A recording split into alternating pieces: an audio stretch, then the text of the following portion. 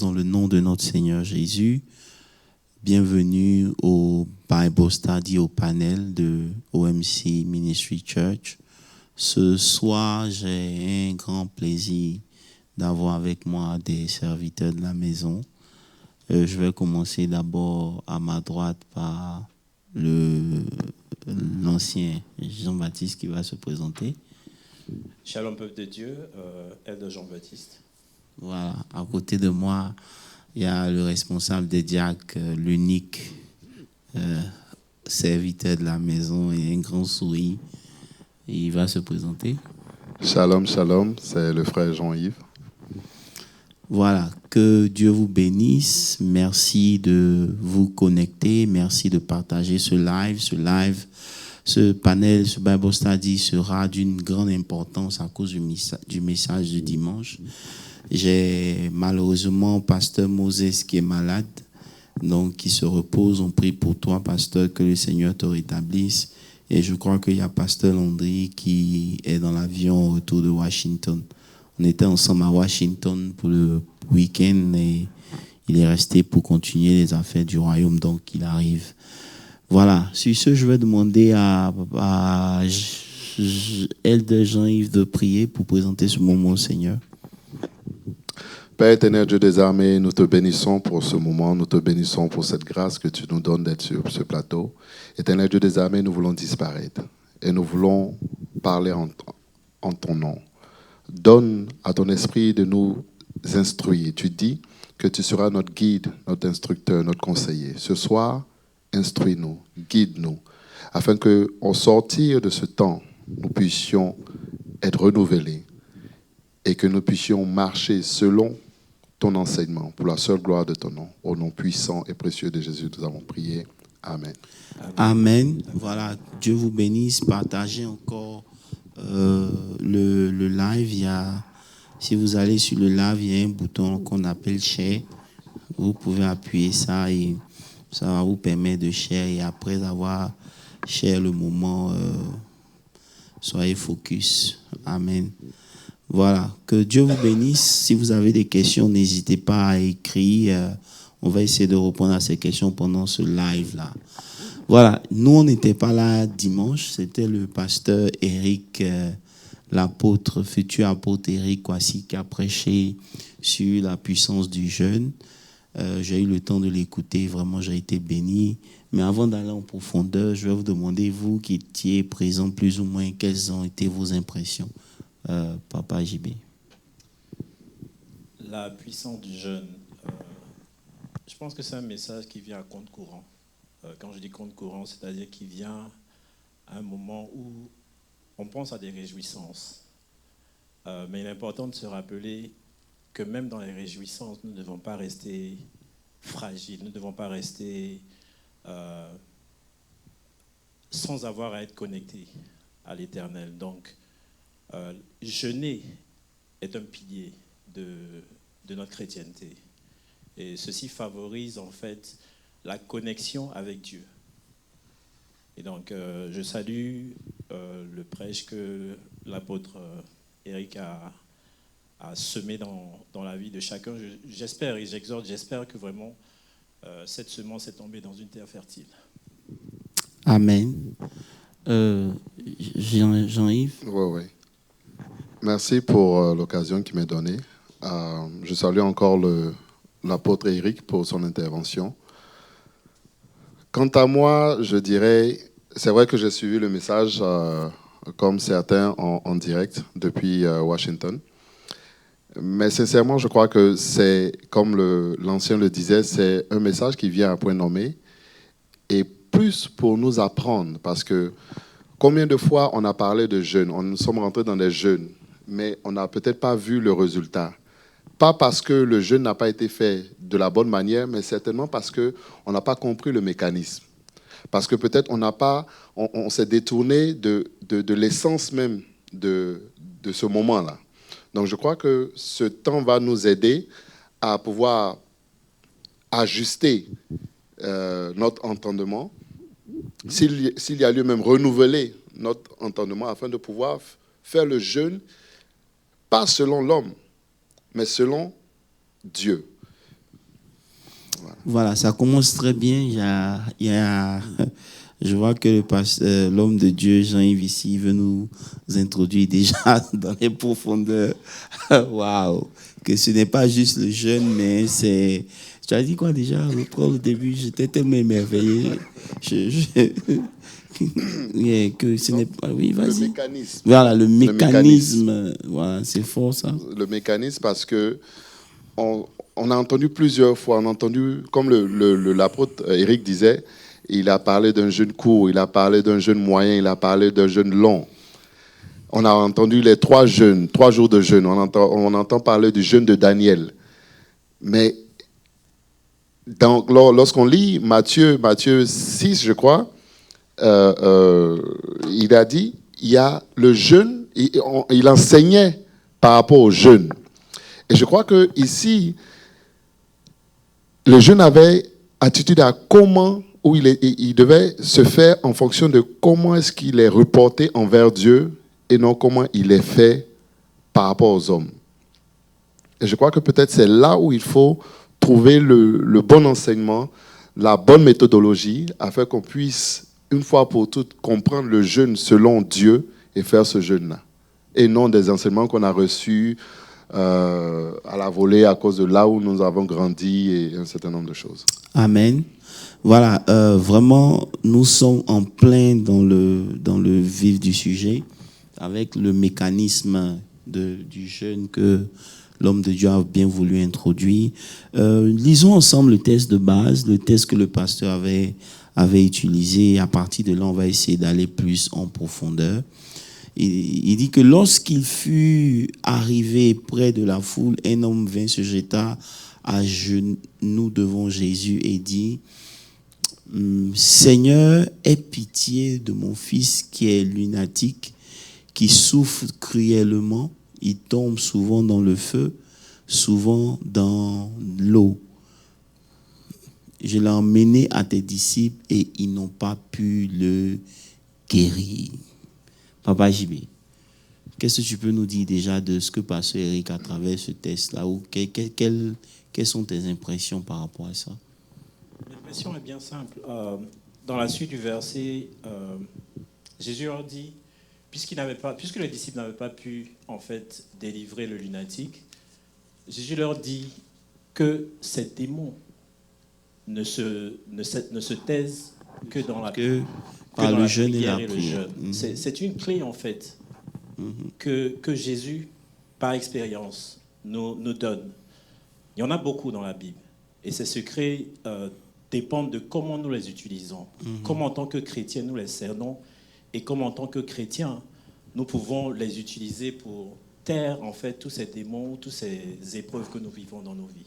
Okay, donc parlons de la clé. Est-ce que tu peux être un peu plus explicite, Jean-Yves? Qu'est-ce que tu en penses? Bon, moi, face à cette histoire, c'est une réalité que plusieurs parmi nous vivent à longueur de journée. Devant notre incapacité de pouvoir régler un certain nombre de problèmes. Ça veut dire que si le Père a emmené l'enfant chez les apôtres ou les disciples, ça veut dire qu'il avait déjà vu les disciples chasser les enfants et les démons. Donc les disciples avaient cette aptitude-là, cette capacité-là de chasser les démons. Maintenant, ils savaient qu'ils ont été confrontés ici à un esprit et qu'ils n'ont pas pu, c'est pas qu'ils n'ont pas essayé, ils ont essayé de chasser l'esprit. Ici même l'enfant, même pendant qu'il, bon ça c'est, voilà, il était comme s'il était à mort et tout, donc ça fait que c'était beaucoup plus sérieux. Donc qu'est-ce qu'on peut comprendre déjà ici? Déjà ici, je pense que à partir du verset 20, parce que quand on voit déjà le verset 21 nous dit « mais cette sorte », donc déjà le « mais » ici veut dire qu'il leur avait déjà donné une solution. Et là, le « mais » vient déjà donner une contradiction. Ok? Donc le verset 20 nous dit, excusez-moi, « C'est à cause de votre incrédulité, leur dit Jésus, je vous le dis en vérité, si vous aviez de la foi comme un grain de sénévé, vous diriez à cette montagne, transporte-toi d'ici, là, et elle se transporterait, rien ne vous serait impossible. » Il dit donc, rien ne vous serait impossible. Ils sont venus lui dire, pourquoi nous n'avons pas pu chasser? Il leur dit que si vous n'avez un grain, vous aurez dit à cette montagne. Bon, Et après, il leur dit, mais cette sorte de démon, ça veut dire quoi? Ça veut dire que, et comme l'apôtre Éric disait, on parlait d'un lunatique. Donc, quelqu'un qui avait un dédoublement de personnalité. Donc, je crois qu'au niveau de, peut-être, pour moi, de ce que j'ai compris, au niveau des esprits, des personnes qui ont des problèmes de personnalité, c'est dans ce sens-là qu'il faut entrer en jeûne. Et le jeûne ici, ça sert à pouvoir tuer donc la chair pour élever l'esprit afin qu'on puisse faire une différenciation dans l'esprit. Ça, c'est très important. Ça veut dire que ici, l'apôtre disait, le pasteur Eric disait que il a fait le cas du lunatique. Oui. Et il a mentionné le fait que beaucoup de chrétiens le mood change. Ça veut dire qu'ils vivent en fonction du mood qu'ils ont. Aujourd'hui, ils peuvent être heureux. Demain, ils peuvent être énervés et ça se sent dans leur marche et ça se sent dans leur manière de faire. Et il a précisé pour dire que si vous êtes confronté à ce genre de réalité, vous ne devez pas mettre ça sur le mood où vous devez comprendre que c'est un démon qui agit comme ça et qui joue avec vos sensibilités, vos sentiments ou votre personnalité. Vous devez avoir une seule personnalité. Mais lorsque vous êtes bipolaire, et aujourd'hui on voit que maintenant aux États-Unis, il y a beaucoup de maladies qui ressortent de tous ces esprits lunatiques là qui font que pas vouloir accuser la vie de qui que ce soit ou bien me moquer de qui que ce soit. Mais vous voyez qu'il y a beaucoup de gens d'esprit maintenant qui commencent très tôt dans la vie des enfants et qui ont double personnalité. Il y a plein de... J'ai oublié même les noms là. Comment on les appelle ces enfants-là qui ont disorder, ADHD, et voilà, attention déficit. Voilà, plein de choses qui ont avant... Enfin, peut-être si ça existait, nous, on ne savait pas. Mais avant, c'était rare de voir ce genre de cas. Même plus on évolue, plus on se développe, plus il y a des cas qui commencent à vraiment devenir très, très, très, très difficiles à comprendre. Et pasteur Eric a essayé de mentionner ça pour dire que ça commence par la prière. Mais ici, quand Jésus dit que ce genre de démons ne sortent que par le jeûne et la prière, en plus de donner une clé, je crois qu'il met en exergue une lacune. OK. Une lacune de ces disciples-là. Papa JB. Oui, tout à fait. Avant d'y arriver même, on se souvient que au verset précédent, Jésus était allé à la montagne.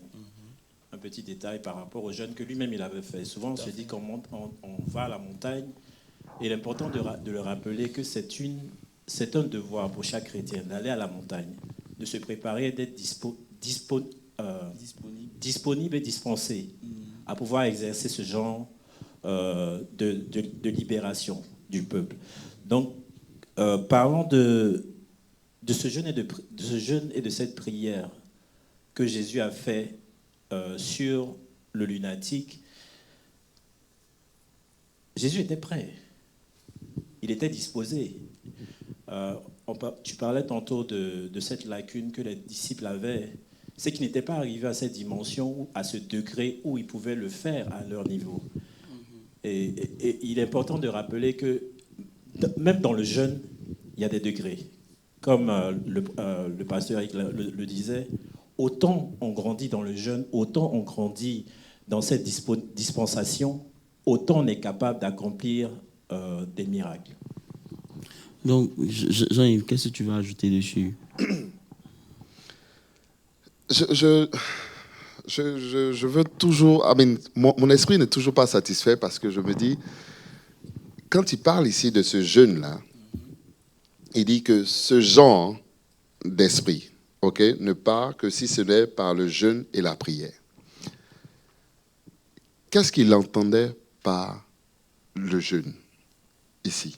Quel jeûne dont il parlait? Ici, on peut s'attarder sur le jeûne et on va y revenir. Mais il y a un point qui est important ici. C'est l'incapacité des apôtres à chasser ce genre de démons.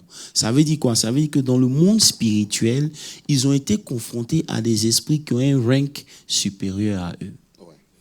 Vous comprenez? Donc ça veut dire qu'en tant qu'enfant de Dieu, on est mesuré dans le monde spirituel.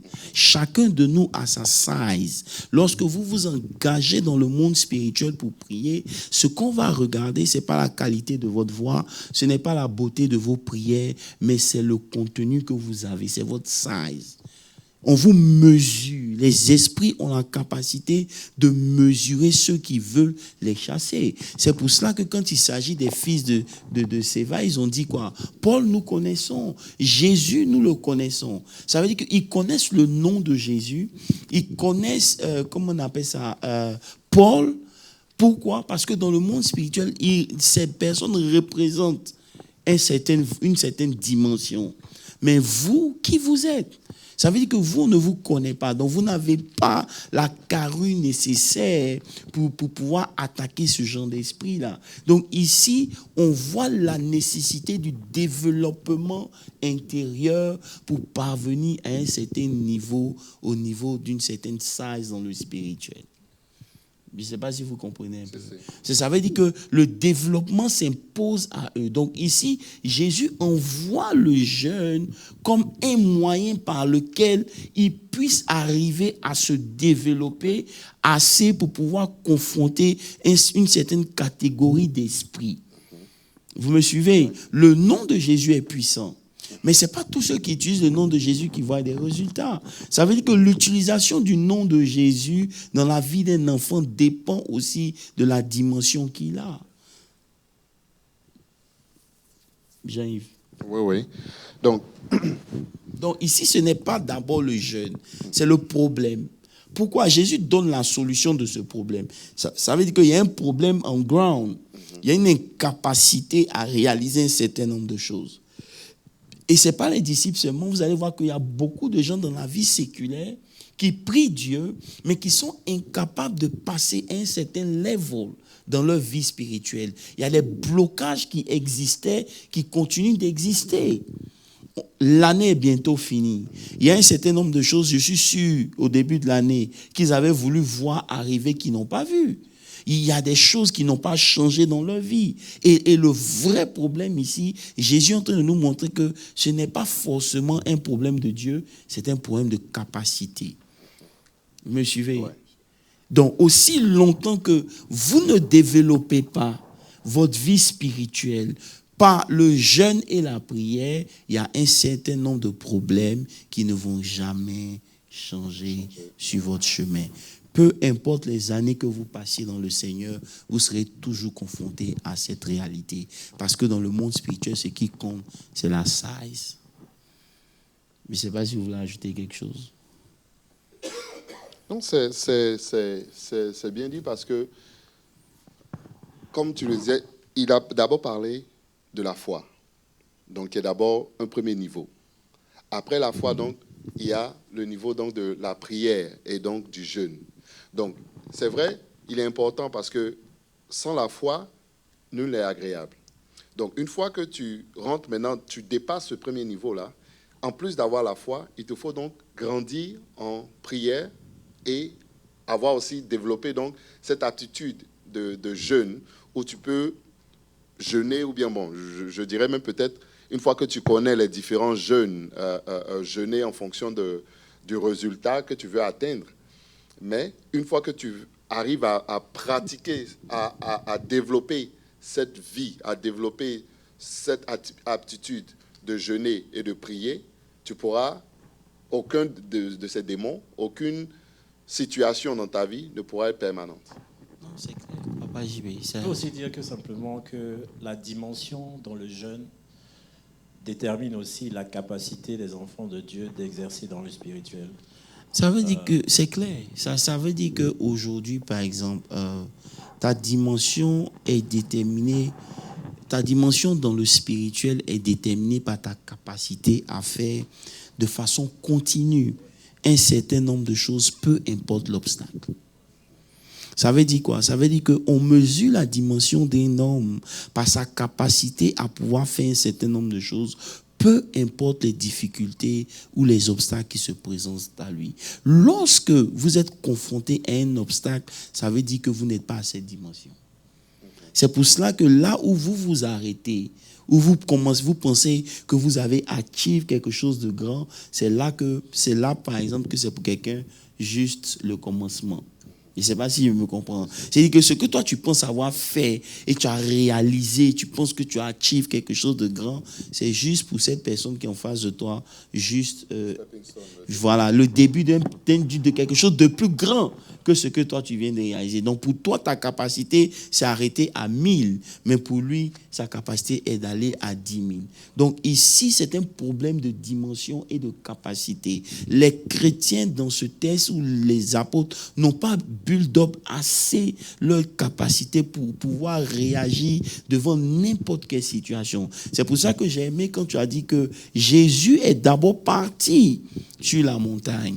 Ça veut dire qu'en allant sur la montagne par le jeûne ou la prière, il développe sa dimension, il développe sa capacité à pouvoir opérer, il développe son habilité à pouvoir faire un certain nombre de choses. Peu importe l'adversité, il pouvait relever tous les challenges qui se présentent dans le ministère. C'est quelque chose de très important et c'est une clé essentielle pour dire que si beaucoup parmi nous sommes bloqués, ça prouve que notre dimension n'est pas assez développée pour pouvoir relever le défi de notre destinée ou de notre appel. C'est un problème qui est crucial. Ça veut dire qu'aujourd'hui, quel est ton développement? Puisqu'on te mesure en fonction des obstacles que tu arrives à vaincre. C'est pour ça qu'on célèbre les vainqueurs à cause des choses qu'ils ont réussi à vaincre. Donc, on peut dire que celui-là, il est tel grade simplement parce que ce genre de combat ne peuvent pas le bloquer. Vous me suivez? C'est très, très, très important. Je ne sais pas si vous pouvez pousser un peu dans ça ou comment vous comprenez ça, en fait. Moi, j'essaie d'aligner ça un peu avec la prédication du dimanche passé, pas ce dimanche-là, le dimanche d'avant, dans la mesure où si le niveau, ok, le niveau de la personne. Donc, comment est-ce que tu arrives à... Ok, je m'explique d'une autre façon. Nous sommes vainqueurs. Nous sommes nés vainqueurs, n'est-ce pas? Donc, étant nés vainqueurs, devant une situation, si au niveau de ta prière, ou d'après toi, parce que souvent, beaucoup de personnes disent « je prie, je prie, je prie, je ne vois rien. Je jeûne, je ne vois pas. » Ok? Est-ce que, et c'est là où je veux revenir, parce que quelle est la prière ou quel est le jeûne qui feront, si je dirais, effet ou qui pourront amener cette personne-là à développer ou à arriver à ce niveau-là, à ce que tout ce qui est obstacle ne pourra persister devant lui. Il faut comprendre d'abord que les cas sont différents. Il n'y a pas de formule exhaustive qui va te dire, bon, si tu jeûnes 5 jours ou 10 jours, voilà le genre de victoire que tu auras. Parce qu'on n'a pas les mêmes backgrounds, on n'a pas les mêmes fondations. Vous me comprenez? Il y en a qui n'ont pas besoin de jeûner et de prier parce que justement, leur arrière-grand-père était pasteur. Okay. Ils ont eu à semer déjà. Leur père est pasteur. Et aujourd'hui, ils sont dans le ministère. Donc, tout ce qu'ils font, tout semble leur réussir simplement parce qu'il y a un background spirituel que Dieu considère, qui crient en leur faveur les actions que leurs pères ont posées. Mais tu prends quelqu'un comme toi et moi qui sommes devenus chrétiens. Première génération. Bon, moi je suis la 2e génération. Bon, disons en griffe la 3e génération. Mais bon, la première génération et la 2e génération sont convertis pratiquement à la même période. Mais peut-être même la première génération s'est convertie après la 2e génération. Donc ça va être compliqué. Et bon, voilà. N'empêche que la 2e génération, on est la 3e aujourd'hui, on est en train de vivre un certain nombre de choses, tu comprends? Donc il y a des combats que nous on est en train de mener parce que justement la première génération ne l'a pas fait. Donc aujourd'hui, c'est en fonction de tes réalités que tu engages le combat spirituel. Si tu crois, en fait, le vrai problème, c'est ça. Est-ce que tu crois que le jeûne est une puissance pour débloquer les choses? Si tu crois, tu vas t'engager dans le jeûne. Et ne pas voir de résultat aujourd'hui n'exclut pas le fait que le jeûne est puissant. Mais tu continues de jeûner jusqu'à ce que tu voies un résultat. Et je crois que c'est un peu ce que le pasteur Eric est en train d'essayer de vous faire comprendre, que beaucoup parmi nous ont jeûné, mais n'ayant pas vu de résultat, ils se sont arrêtés. La réalité, c'est que ton jeûne dépend de ton combat spirituel. Tu peux jeûner à eau. Pas de problème. Il y a une histoire que j'ai écoutée quelque part qui m'a fait tellement rire. Une femme qui voulait que son fils soit converti en Europe, qui aimait le chocolat. Et le Seigneur lui a dit, arrête de manger le chocolat pendant 1 mois. Ton fils va se convertir. Bon. Tu comprends que, bon, pour toi, manger le chocolat, ce n'est pas une addiction. Pourquoi? Parce que c'est quelque chose que tu ne manges pas d'habitude. Très souvent. Mais pour elle, c'était une addiction. C'est là que tu comprends que le jeûne en lui-même, ce n'est pas simplement forcément d'abord se priver de nourriture, mais c'est give up, donner à Dieu quelque chose que tu aimes en remplacement de lui, en fait. Vous comprenez un peu? Donc le jeûne peut prendre différentes tournures. On peut même jeûner de la télévision pendant des mois. Pourquoi? Il y a des gens qui peuvent prier. Ils sont à l'église, ils prient, ils font tout ce qu'il y a lieu de faire. Mais la télévision est pour eux un autre Dieu. Vous me suivez un peu? Ils peuvent même pas manger quand il y a la télévision. Il y en a, c'est le sommeil. Dormir est une divinité dans leur vie. Ça veut dire quoi? Ça veut dire que ils peuvent tout faire. Mais le gars peut... J'ai dit, mais... Il y a une sœur de l'église qui est maintenant en Afrique, je tairai le nom. Elle dit non, elle peut dormir 16 heures. J'ai dit, dans une journée. Dans une journée. Dans les une 24 journée, heures. Dans les 24 heures, toi, tu as dormi 16 heures. Ou tu as dormi 10 heures. Bon, enfin, tu vois que ici, manger ne sera pas ton problème. Mais c'est dormir qui sera un problème. Donc, si tu veux prendre un jeûne qui va vraiment faire plaisir à Dieu, en plus de te priver de nourriture, tu te prives des choses que tu aimes. Tu comprends que ici maintenant, il n'y a pas de formule. C'est pour ça que Jésus dit que ce genre de démons ne sortent que par le jeûne et la prière, pour ici nous dire qu'on a été confronté à quelque chose qui est plus fort que nous. Donc si vous voulez les vaincre, vous devenez fort. Et pour devenir fort, il faut passer par le jeûne et la prière. Sinon, vous allez rester au même level et il y a un certain nombre de catégories d'esprit que vous n'allez pas pouvoir vaincre. Il y a des situations qui ne vont pas changer dans votre vie. Je voulais rappeler cette base que beaucoup de puissants hommes de Dieu dans la Bible ont effectué. Le chiffre 40. Jésus y est passé. Il était confronté à l'ennemi. Il était éprouvé toutes ces choses. Moïse y est passé 40 jours. Élie y est passé. J'ai l'impression que ce chiffre a demeuré dans le jeûne pendant ces 40 jours ont un effet beaucoup plus considérable, beaucoup plus soutenu que tout autre jeûne. Bon. C'est vrai que tu mentionnais tout à l'heure que les jeûnes diffèrent selon les addictions. Mais j'ai l'impression que ces 40 jours-là, en fait, établissent une dimension différente de tout autre jeûne. Bon, Papa JB, il y a des gens qui ont fait 40 jours de jeûne, les résultats sont très minimes. C'est vrai. Il y en a qui chaque année font 40 jours de jeûne. Ne change pas. Mais il n'y a rien qui change, que ce soit dans le ministère. Pourquoi, je ne sais pas. Ont-ils réellement fait les 40 jours? Ils ont fait les 40 jours. Ça veut dire que quand tu les vois après les 40 jours, ils ressemblent à Jean-Michel. Mais le vrai problème ici, c'est pas ça. Vous savez, si tu dois faire un jeûne de 40 jours, il faut d'abord que ce soit inspiré par Dieu. Il faut que Dieu te contraigne de le faire et que tu rentres dans le jeûne et tu seras soutenu.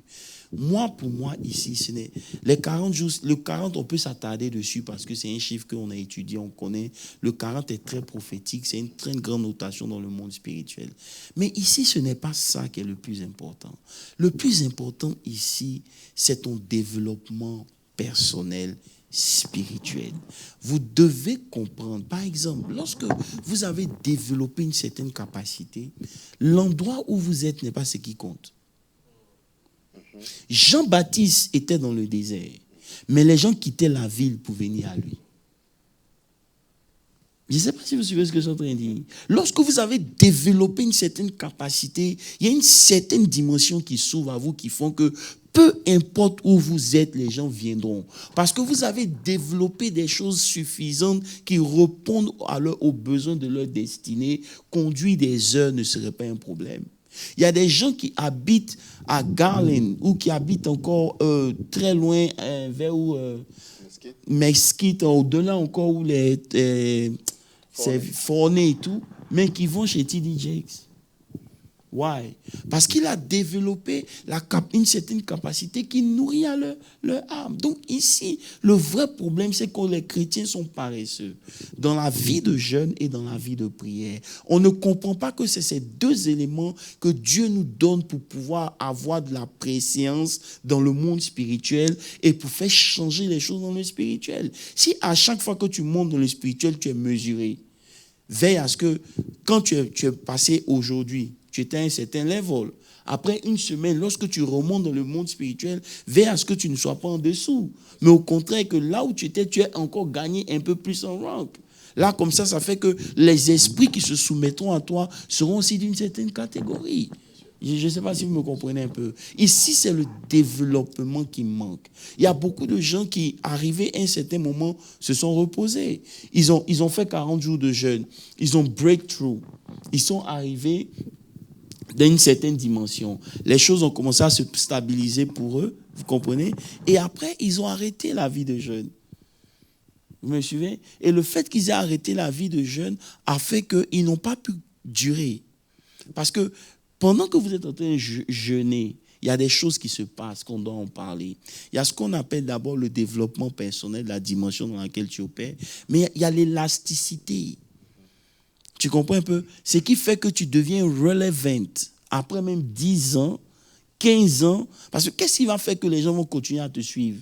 Ou qu'est-ce qui fera que les gens vont continuer à t'écouter après 5 ans? Qu'est-ce qui fera que ton message a changé? C'est qu'arrivé à un certain moment, tu te déconnectes de toutes ces choses et tu remontes dans le jeûne et prière pour développer encore une plus grande capacité afin que le Seigneur te remplisse encore davantage pour que maintenant tu puisses répondre aux besoins des gens qui viennent vers toi. Donc, le jeûne s'impose à toi si tu veux durer et tu veux être élastique dans le ministère.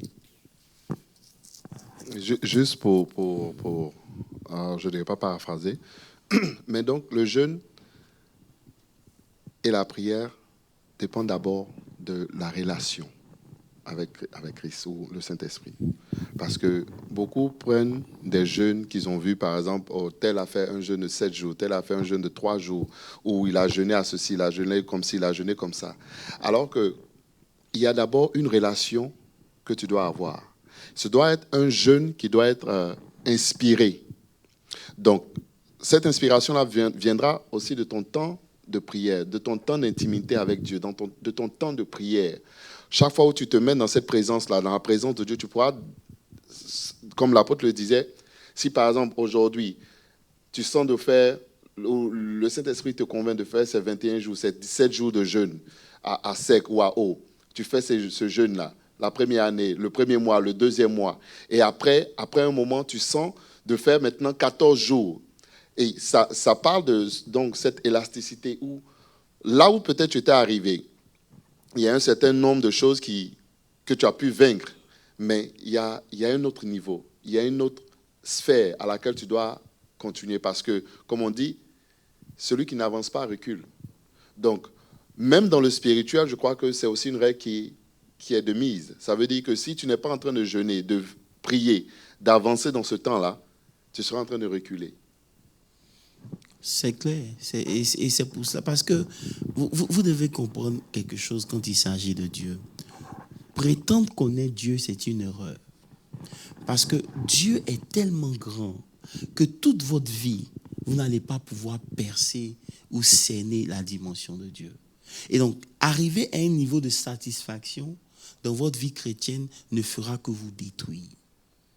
Vous me suivez un peu? Ça ne fera que vous détruire. C'est pour cela que repartir vers Dieu, créer des moments d'intimité avec Dieu pour développer une certaine capacité à transporter.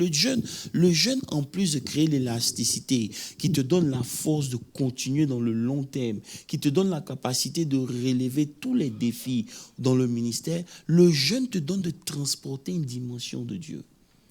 Parce qu'il n'y a que lorsque la chair est brisée que l'esprit prend le dessus. Donc plus la chair est brisée, plus l'esprit vient s'asseoir. Donc le jeûne te permet de transporter une dimension de Dieu que tu n'avais pas avant, que tu ne peux pas avoir devant la télévision, devant la nourriture. L'échange qui se fait dans le spirituel est très grand. Donc si tu veux transporter Dieu à une certaine dimension, le jeûne aussi s'impose à toi. Mais donc, apôtre, est-ce qu'on peut dire qu'il y a aussi des principes dans le jeûne? Mais oui, ça veut dire que le jeûne commence d'abord par une privation. Ça veut dire que lorsque quelque chose ne te dit plus, bon, comme je disais, si je te dis j'ai un jeûne du chocolat, tu vas le faire. Ça n'aura aucun effet sur ta vie. Tu comprends? Ouais. En ce moment, ce n'est plus un sacrifice. Le jeûne parle d'abord d'un sacrifice que tu fais pour pouvoir obtenir quelque chose de Dieu. So you give up something et tu reçois quelque chose de Dieu. Papa Guillaume a une question. Vas-y. Vas-y, donnez-lui un micro. Quand Jésus est en train de dire aux apôtres que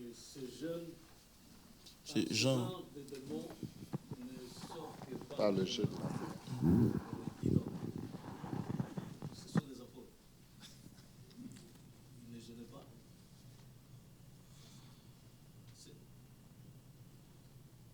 Alléluia. Bon, je vais... Vas-y. Je voulais seulement dire que ça m'a intrigué. Bien sûr, c'est le maître. Il est Dieu. Mais donne-lui le micro. Si moi j'étais là-bas, ça m'a intrigué. J'ai essayé de réfléchir sur ça. Je me dis, mais dis donc, ils ont fait beaucoup de miracles. Ils ont prié pour les gens. Ils ont prié même avec lui. C'était des hommes vraiment de prière. Et je suis sûr qu'ils jeûnaient aussi. Certainement. Et puis je me suis dit, mais comme apôtre, vous êtes en train de le dire, c'est pour... Il voulait cristalliser un peu ce caractère-là de constamment rester en train de se dire, non, je dois aller plus haut. Je ne peux pas me contenter que non, oui, j'ai prié, j'ai posé les mains aux malades sont guéris, les miracles se sont faits. Donc maintenant, c'est être dans une certaine... le contentement. Parce que c'est là, maintenant, quand on arrive à ça, et que finalement, facilement, on peut être distrait, ou on peut régresser. Mais que c'est chaque jour que nous, dans notre vie chrétienne, nous devons chercher à aller plus haut, à nous rapprocher davantage de Dieu, à être de plus en plus spirituel. Et le jeûne et la prière sont les moyens, parce que c'est la voie de transactions avec Dieu dans le monde spirituel. Je suis d'accord avec toi. Merci, Papa Guillaume, pour ton intervention. C'est ce que j'essayais de dire. Moi, il y a beaucoup de choses qu'on peut dire sur ce passage. Est-ce que vous comprenez un peu? Mais ici, ça m'a vraiment intrigué. Pourquoi? Parce que ça démontre ici l'échec que beaucoup de chrétiens ont dans leur vie chrétienne. Ça veut dire qu'en tant que chrétien, vous pouvez être en face d'un certain nombre de réalités, et cette réalité-là va remettre en cause même votre identité. Et lorsque votre identité est remise en cause, ce n'est plus une question de Dieu, c'est une question de vous. Ça veut dire qu'à chaque fois que, je vais le dire ici, et je vais le dire avec assurance, et je vais le dire de tout mon cœur. À chaque fois qu'un enfant de Dieu devient une victime dans le monde spirituel, c'est parce que cet enfant est vraiment un bébé spirituel. Je vais répéter. À chaque fois que dans le combat spirituel, un enfant de Dieu tombe, c'est simplement parce que quand le combat est venu, le combat l'a rencontré en tant qu'enfant. C'est tout. Parce que si tu es mature et que tu arrives à un développement, comme on le dit, il n'y a aucun combat qui ne sera pas à ta dimension. On prend le cas de David. Il n'a jamais fait l'armée. Mais les armes des soldats qui étaient dans l'armée étaient useless. Pourquoi? Selon vous, pourquoi? Parce que le combat avec Goliath était plus spirituel que physique. Ça veut dire que celui qui n'a pas combattu dans le spirituel va être intimidé dans le naturel devant Goliath. Donc là, ce qui était remis en cause quand il s'agissait de Goliath, c'était sa size. Vous comprenez ici? Donc on mesurait Goliath par le fait qu'il soit géant, automatiquement paralysait naturellement les soldats. Donc leurs armes sont devenues des jouets entre leurs mains. Si, mais il paraît que si on demandait à des gens, est-ce que vous êtes dans l'armée, ils vont dire non, ils ne sont pas dans l'armée. Devant une réalité. Et c'est ce que Papa Guillaume dit. On doit arriver à un niveau où, après avoir tué le lion, après avoir tué l'ours, tu dois être maintenant en mesure de pouvoir confronter d'autres réalités. Un chrétien ne doit pas toujours rester au même level de combat. Ce n'est pas normal. Ça veut dire que ici, si c'est les mêmes esprits qui arrivent à te traumatiser pour ne pas que tu viennes à l'église, c'est les mêmes démons qui arrivent à faire de telle sorte que tu es toujours découragé, c'est les mêmes esprits qui te perturbent dans ta vie chrétienne, ça prouve ici qu'il y a un manque de développement. Et on a beau parler de jeûne, si tu ne comprends pas cette nécessité, tu ne vas même pas vouloir jeûner. Ici, le jeûne devient pour toi un moyen de relever le défi et de monter pour pouvoir les affronter et être victorieux. Donc la victoire est entre tes mains. Je ne sais pas si vous voyez un peu. La victoire est entre tes mains. La victoire ne dépend plus de Dieu, ne dépend plus de qui que ce soit. Non, la victoire dépend de qui tu es dans le monde spirituel. Et aujourd'hui, cet exemple-là vient mettre en exergue ici nos lacunes. Qu'est-ce qui te confronte chaque année? Question. Parlons, c'est le panel. C'est bien dit. En tout cas, qu'est-ce qui te confronte chaque année? Et j'aimerais poser une question. Donc, j'ai lu un livre, c'était d'un apôtre, je ne sais plus si c'était l'apôtre Vaco ou Yapo. Et donc, il disait que si tu faisais un jeûne de 7 jours à sec, après le 7e jour, tu recevrais une onction.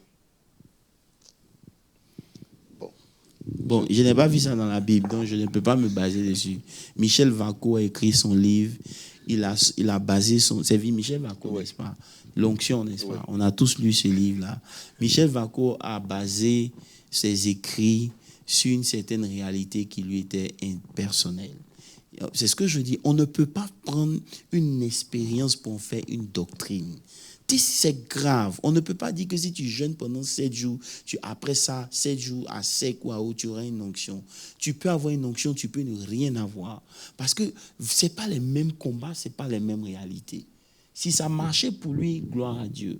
Il y en a qui n'ont pas jeûné. Ils ont une onction que des gens qui ont jeûné n'ont jamais eu. Comment tu m'expliques ce mystère? Tout dépend de Dieu qui fait grâce à qui il veut quand il s'agit des dons de Dieu. Mais ici, quand on parle de jeûne, on parle de ce qui te donne de pouvoir avoir un rank in the spiritual realm, qui te donne, lorsque tu parles, on sait qui parle. Ça veut dire qu'on ne peut plus négliger ce facteur-là dans notre marche chrétienne. On ne peut plus négliger notre identité dans notre marche chrétienne. On ne peut plus négliger où nous sommes dans le spirituel. On ne peut plus. Si venir à l'église était suffisant, on n'allait pas me donner cette histoire. Et ceux qui ont tapé poteau ici, c'est qui? C'est les apôtres. C'est des gens qui ont marché avec Jésus. C'est des gens qui ont chassé les démons au point où Jésus disait, j'ai vu même Satan tomber. Vous comprenez un peu? Il dit, même les esprits nous sont soumis. Maintenant, le Seigneur leur a montré que c'était une saison. Et je veux profiter pour dire qu'on est en train de rentrer dans une nouvelle saison. Les esprits qui vont venir dans cette saison-là, ce n'est pas les mêmes esprits que tu as combattus cette année. Donc, si tu restes au même niveau de prière que tu as cette année, guess what? Tu vas taper poteau l'année prochaine. Et tu taperas un grand poteau. Et tu vas te plaindre. Pourquoi? Simplement parce que ton level de prière ne suffit pas. Par exemple, pasteur comment il s'appelle, Eric, et avait dit quelque chose. Il dit qu'il avait jeûné, il allait voir son ami lui a dit non, tu déjeûnes.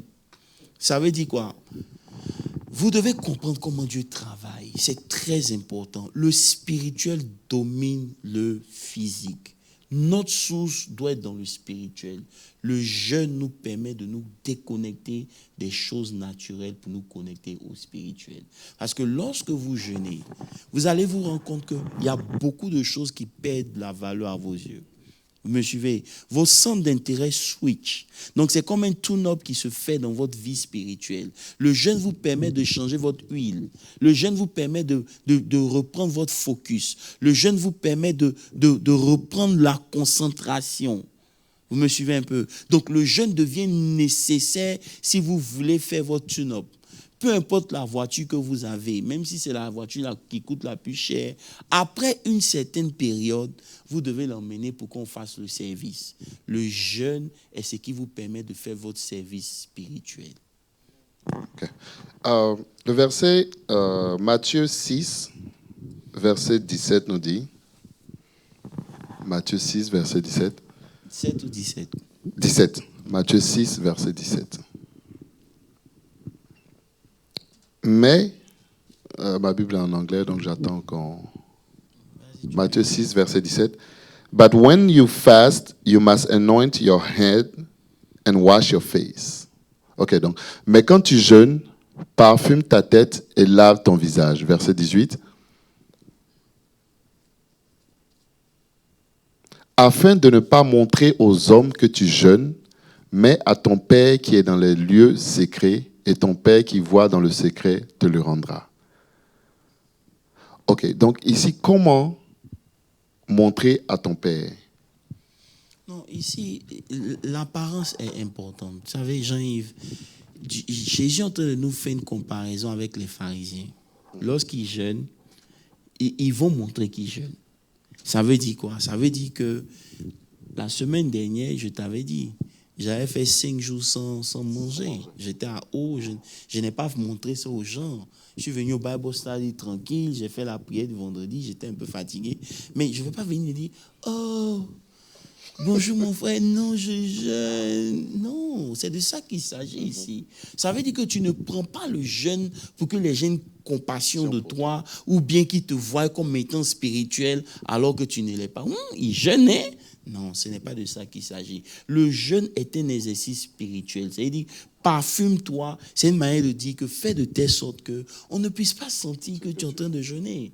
Et Dieu qui te voit dans le secret, c'est lui qui va te répondre. Est-ce que tu me suis un peu? Mais lorsque déjà tu veux montrer à toute la terre que tu jeûnes, tu viens d'avoir ta récompense. Donc le sac que Dieu te demande de porter, c'est un sac intérieur. C'est une humilité intérieure qui se fait. C'est pour ça qu'il y a des jeunes qui, bon, quand toute la terre sait que vous jeûnez de 4 heures à une certaine heure et tout, bon, avant le lever du soleil. Ce n'est pas mon problème, mais c'est pas le jeûne chrétien. C'est-à-dire, tu ne peux pas être en jeûne et puis ton cœur est toujours à un certain niveau. Je ne vais pas rentrer dans les détails, mais j'ai vu une dame qui jeûnait. Ils faisaient le carême. Eux, ils étaient dans leur temps de carême. Et on était en famille. Et puis, il y a eu une scène qui s'est passée, mais elle a insulté la bonne comme si ça c'était... Je dis, mais attends, c'est quel genre de jeune, ça? Et quand elle a insulté à un niveau profondément digne d'un film d'horreur, recombolexement insulté. Et puis après, elle allait faire ses libations devant la statue et tout. Et puis, bon, venez, on va manger. Donc, moi, j'étais jeune à l'époque, hein, mais j'ai regardé ça, j'ai dit, mais bon, et c'est quelle notion de jeûne, ça? Ça veut dire que le jeûne t'humilie d'abord toi. Et quand ça t'a humilié, toi, maintenant, ça peut maintenant monter vers Dieu comme un parfum de bonne odeur.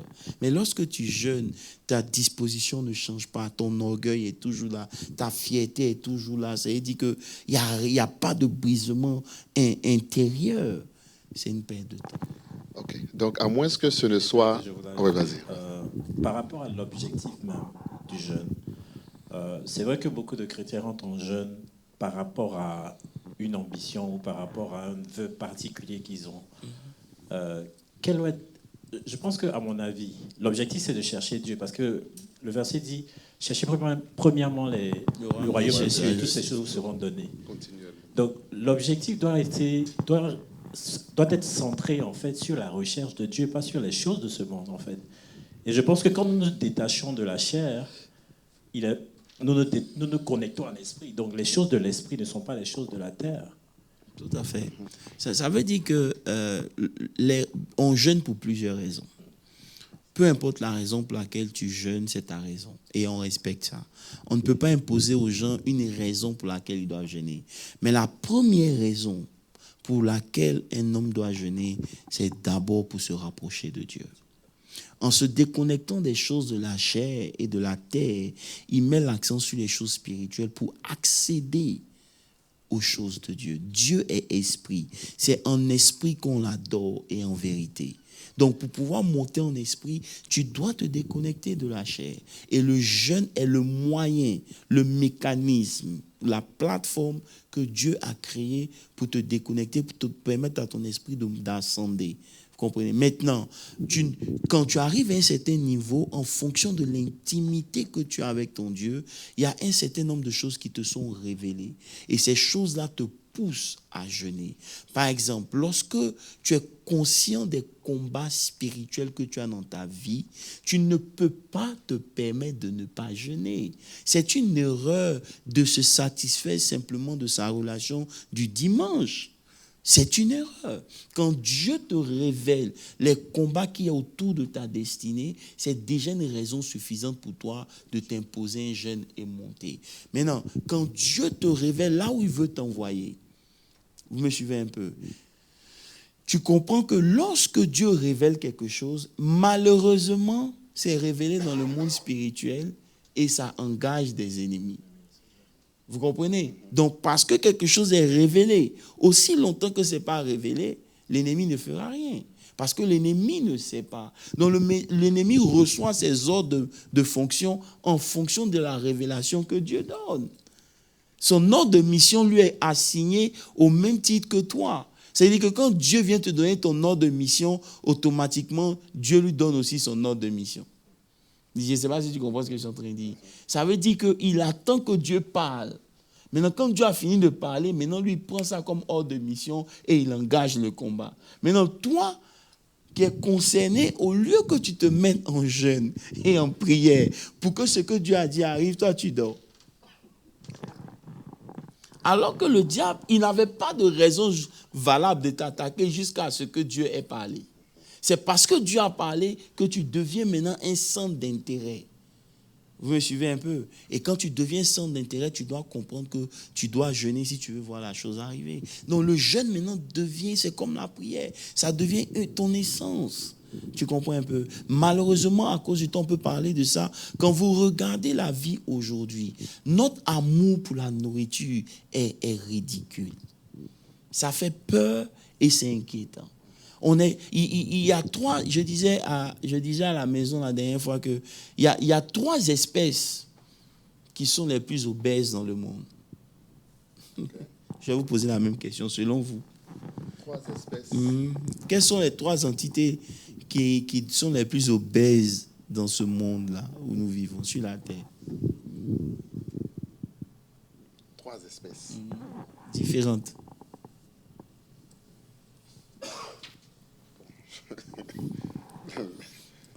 L'espèce humaine. Il y a les hommes qui existent. Il y a les hommes. Les hommes, l'espèce humaine. L'espèce humaine, il y a les hommes. Il y a les chiens. Les chiens obèses. Ben oui. Et il y a les chats. Où ces trois-là vivent? Dans la maison. Maintenant, pourquoi ils sont obèses? Tu prends le chat de brousse. Il ne peut pas. Et le chat de la maison, ils n'ont pas le même poids. C'est vrai. Pourquoi? Parce que le chat de brousse, il doit chercher sa nourriture. Il va attaquer, il va courir, il va chercher une proie. Mais nous, qu'est-ce qu'on fait? On ouvre le frigidaire.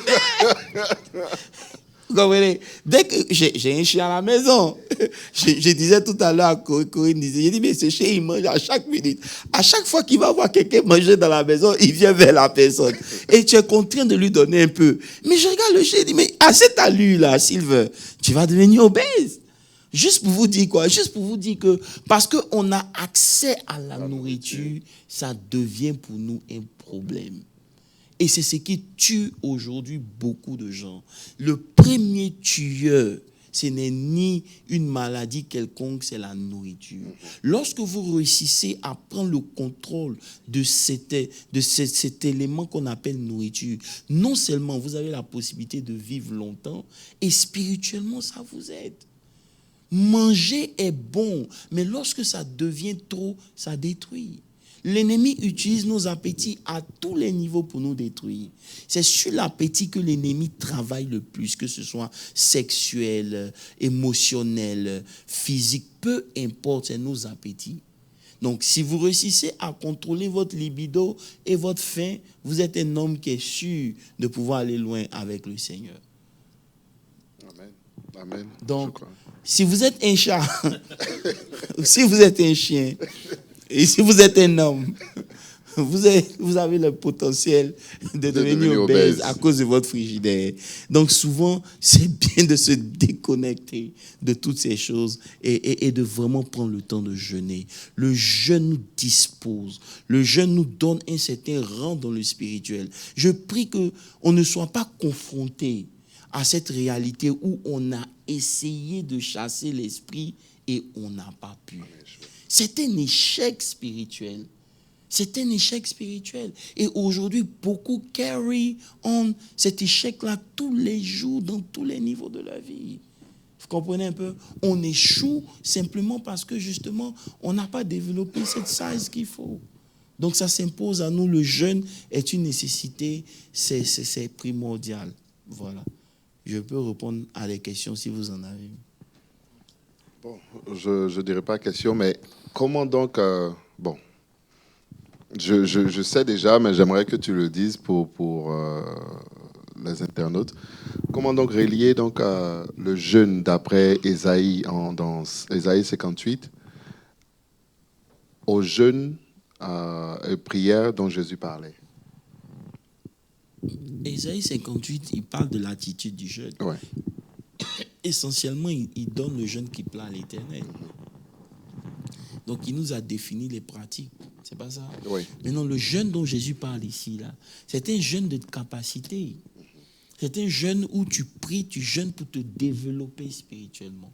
Tu comprends un peu? Donc, le développement spirituel dans le jeûne n'exclut pas l'attitude du jeûne. L'attitude du jeûne reste l'attitude du jeûne, un cœur brisé, une certaine disposition. Vous comprenez? Quelqu'un qui jeûne et puis il est toujours en train de griller la nourriture. Ça t'est déjà arrivé? Toujours regarder. C'est-à-dire, quand il jeûne, il va ouvrir le frigidaire. Il jeûne, il ouvre le frigidaire. Il jeûne, il ouvre le frigidaire. Il ne veut rien prendre, mais il ouvre le frigidaire. Ou bien il ouvre la marmite. Il sent un peu, il attend son heure. C'est vrai que les tentations sont encore plus aiguës pendant le jeûne. L'odorat se développe plus. Mais personnellement, je peux faire une confidence. J'ai jeûné plusieurs fois, mais le dernier jeûne que j'ai fait, je n'avais ni envie de manger, ni envie de faire quoi que ce soit, simplement parce que ton esprit a atteint un niveau où tu comprends l'importance, au point où tu vois la nourriture comme un ennemi. Aussi longtemps que tu ne vois pas la nourriture comme un ennemi, c'est que tu n'es pas encore prêt à aller loin. Parce que c'est ce que l'ennemi utilise pour te retarder. Donc, la nourriture que tu as mangé toute cette vie-là, ça produit quoi dans ta vie? Ça t'a donné un gros ventre comme le mien. Au contraire. Donc, tu vois ça maintenant comme un problème. Et parce que tu vois ça comme un problème, tu as une certaine force qui t'anime pour jeûner. Tu comprends? Mais on ne jeûne pas simplement pour perdre le poids. Non, on jeûne pour se connecter au spirituel, pour développer sa capacité, pour pouvoir être en mesure de transporter une dimension de Dieu qui réside sur toi. Parce que porter Dieu n'est pas facile. Il y a beaucoup de restrictions, il y a beaucoup de gens qui ne comprennent pas ça. Avoir une dimension de Dieu sur ta vie requiert un certain nombre de sacrifices. Tu me suis? Donc ça va te demander d'avoir d'être dans une certaine position spirituelle. Tu comprends? Pour transporter cette dimension de Dieu-là. Et cette dimension de Dieu que tu transportes a des requirements. Tu me suis? Ça va te demander une vie de prière, une vie de jeûne, une vie de consécration. Et il n'y a que dans le jeûne que tu ramènes toutes ces choses en ordre. Le jeûne est vraiment une clé. Même dans le règne animal. Quand un animal est malade, il jeûne pour guérir. Mais nous, quand on est malade, on mange pour guérir. On dit mange. C'est vrai qu'il était prouvé que... Et il y a des proverbes même qui sortent, qui disent que, je vais te donner, qui disent que ce que tu manges, c'est ce qui est pour toi. Ce qui rentre dans ton ventre, c'est ce qui est pour toi. Mais c'est ce qui va te tuer. Vas-y, papa. Oui, le jeûne était prouvé thérapeutique, soignant. Parce qu'à certaines époques, il était dit qu'on prescrivait même le jeûne pour soigner des maladies. Et le pasteur Eric l'a rappelé, même avant une anesthésie, il faut que tu sois jeune. Même pour faire des tests, il faut que tu sois jeune. Donc toutes ces choses-là, de manière naturelle ou de manière spirituelle, sont très importantes pour la vie du chrétien. Tu as parlé tantôt de la responsabilité de chacun de nous. Parce que personne ne peut jeûner pour l'autre. La responsabilité de chaque chrétien de pouvoir le faire, de pouvoir faire ce sacrifice pour y arriver. Parce que c'est un sacrifice. Se détacher de ces choses naturelles pour arriver à cette dimension. C'est de ça qu'il s'agit. Tu ramènes une question dans mon esprit. Le pasteur Eric disait que, parce que pendant la période des délivrances, on faisait jeûner la personne qui devait être délivrée. Et il dit que non, que c'est celui qui délivre qui doit jeûner. Bon, c'est sa vision. Je vais m'expliquer. Lorsque toi, tu as développé ta capacité, c'est ta capacité. Mais la vérité, c'est que cette personne que tu veux délivrer a besoin d'être aussi dans un état d'esprit. Vous comprenez un peu? Il y a différentes délivrances. Il y a des délivrances qu'on fait dans un programme. Il y a une très forte onction qui accompagne et le programme, l'atmosphère fait que c'est plus facile, les esprits-là s'en vont. Mais lorsque vous demandez à quelqu'un de jeûner pour sa délivrance, vous le faites pour pouvoir affaiblir la chair de cette personne. Parce que les esprits qui influencent sa vie prennent appui sur la chair. Et lorsque la chair est forte, c'est dit que tu vas te retrouver en train de lutter. Pourquoi? Parce qu'il faut une collaboration avec cet homme-là pour pouvoir avoir sa propre délivrance. Moi, supposons que je dois faire ta délivrance demain. Et au lieu que toi, tu sois en train de prier et de te préparer pour ta délivrance, tu es en bois de nuit. Et tu te dis, non, l'apôtre va gêner. Donc, c'est si c'est son jeûne et prière à l'école. Donc, je peux faire ce que je veux. Et puis, je viens. Et puis, bon, lui, il est puissant. Il va et c'est ça qui a fait que l'Église est en train de mourir. Parce qu'on n'a pas mis la responsabilité de chaque chrétien devant sa propre délivrance. Tu as remarqué qu'il y a des choses qui sont récurrentes dans ta vie. C'est les mêmes esprits qui te fatiguent et qui t'énervent. Prends une disposition. Commence à analyser. Commence à comprendre comment l'ennemi, je disais, c'est une sœur dans un entretien, dit, mais l'ennemi t'attaque toujours de la même manière. Arrivé à un certain moment, il faut être, excusez-moi, vraiment, pour ne pas, je ne veux même pas dire ce mot-là, pour ne pas voir que c'est comme ça que ça vient. Arrivé à certains moments, assieds-toi et puis analyse pour voir qu'est-ce que l'ennemi fait dans ta vie. Comment il fait cette chose, par quoi il passe. C'est déjà une délivrance. Et maintenant que tu peux discerner et savoir, tu sais maintenant quoi faire. Mais aussi longtemps que tu ne sais pas, bon. Donc, c'est vrai, j'ai écouté ça, il a dit que oui, il dit que Dieu lui l'a repris. Donc, c'est lui que Dieu a repris. Donc, c'est sa relation avec Dieu. Amen. Mais moi, si je veux faire ta délivrance, même si je jeûne, tu vas aussi jeûner. Là, quand nous tous, on a jeûné, on a un certain niveau spirituel. Peu importe l'esprit qui vient, on peut associer nos forces pour chasser cet esprit-là.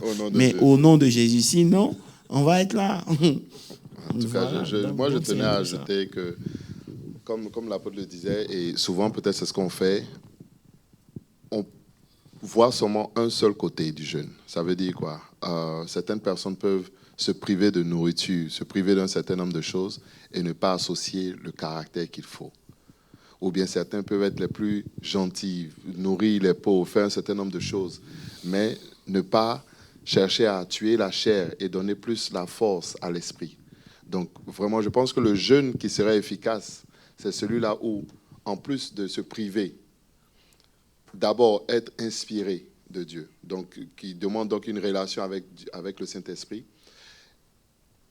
Chercher à affaiblir la chair, tuer la chair pour faire grandir l'esprit, et à cela apporter le caractère qu'il faut. Juste pour répondre à une question qui avait été posée, est-ce que quand on jeûne, il faut aller au travail? Oui, en allant au travail, quelqu'un va t'énerver au travail et tu seras obligé de garder ce sang-froid-là. Donc, apprendre sur toi. Et même si, par exemple, il y a eu un outburst où tu t'es énervé, je crois qu'en ce moment, l'esprit va te ramener et tu peux arrêter, te repentir et puis continuer le jeûne. Parce que quelqu'un disait, bon, si par exemple je prends un jeûne et qu'au milieu du jeûne, je mange une cerise, qu'est-ce que je fais? J'arrête mon jeûne, je continue le jeûne, ou bien comment ça se passe?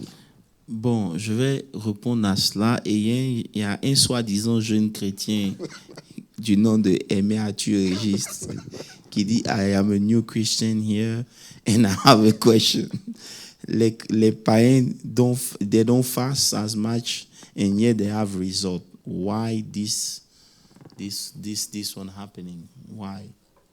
Les païens Ils ne jeûnent pas, mais ils ont des résultats.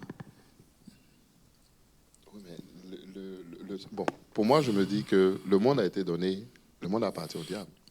Donc, si eux, ils sont païens qui ne sont pas de Dieu, le diable peut leur donner ce qu'il appartient sur cette terre. Donc, on ne peut pas se limiter, on ne peut pas se mesurer à eux.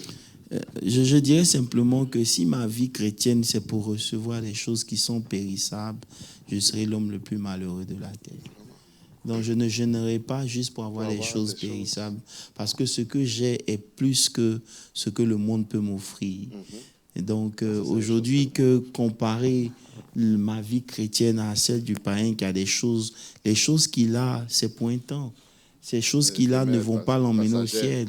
Ces choses qu'il a garantissent quoi? Non. Donc, si ma vie chrétienne, c'est pour simplement avoir l'argent, prier pour que Dieu me bénisse, ou bien, et malheureusement, c'est ce à quoi on a réduit la vie chrétienne d'aujourd'hui. Le jeûne, c'est pour prier, pour obtenir des choses qui sont physiques. Non. On jeûne pour accomplir sa destinée, pour connaître la volonté de Dieu, pour opérer dans la dimension à laquelle Dieu nous appelle. Donc, ça a plus de valeur que juste le matériel, parce que si je dois vivre une vie chrétienne juste pour recevoir les choses terrestres, je serai l'homme le plus malheureux de la terre. Et Paul le dit. Voilà. Maintenant, pour répondre à ta question, c'était quoi déjà? Si quelqu'un prenait pendant le jeûne, quelqu'un l'énervait, il y avait un outburst, ou bien il est en train de faire son jeûne, il mange une cerise. Est-ce qu'en ce moment-là, il arrête son jeûne ou qu'il continue son jeûne? Comment il s'est arrangé pour manger la cerise? C'est qu'il a oublié qu'il gênait. Donc, il n'a qu'à continuer en même temps. Il n'a qu'à déjeuner en même temps. Tu comprends? C'est pour dire que, tu vois, c'est cette facilité qu'on a d'oublier les choses spirituelles. Quand tu jeûnes, c'est pas forcément la nourriture que tu ne manges pas. C'est ton état d'esprit. Si tu peux te déconnecter de cet état d'esprit au point où tu as mangé même une cerise, bon, c'est pas un problème. Tout part à partir de ta conviction avec le Saint-Esprit. Je crois que le Saint-Esprit en chacun de nous, c'est lui qui nous convainc, c'est lui qui nous dirige, c'est lui qui nous montre la voie à suivre. Donc, peu importe ta relation ou ce que les gens disent du jeûne, c'est le Saint-Esprit qui doit te conduire dans ton jeûne. Marcher avec le Saint-Esprit est crucial. Il y a un jeûne que toi, tu vas faire qui peut sembler être bon aux yeux du monde, mais aux yeux de Dieu, ça n'a rien fait. Parce que ce jeûne-là, ce n'est pas un jeûne auquel il prend plaisir. Ce n'est pas quelque chose qui affecte ta vie. Voilà. Beaucoup de gens jeûnent en Afrique parce qu'ils n'ont pas à manger, c'est ce qu'on dit. Mais alors qu'en Afrique, on mangeait beaucoup. Mais le jeûne, ce n'est pas seulement la nourriture, c'est tout. Voilà, donc c'est sur ces mots-là que je veux m'arrêter. Papa JB, c'est pas que tu as quelque chose à ajouter, on va prier pour libérer le... Bon, le dernier verset sur lequel je voudrais que nous laissons, c'est dans Matthieu 4, au